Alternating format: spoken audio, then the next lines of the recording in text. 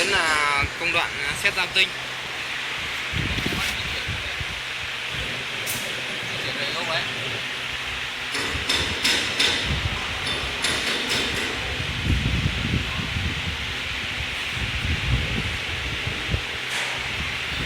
Rồi.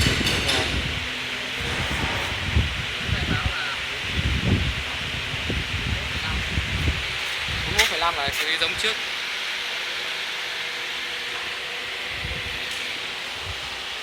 Đó, 41,5. Ok. Của các bạn bị nhấc lên dắt lên này. F7 cho về gốc. Nó về gốc rồi đây.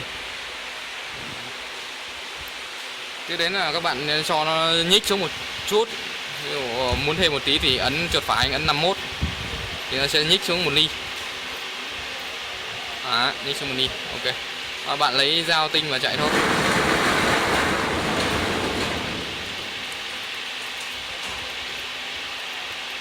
Tinh để ở trong USB.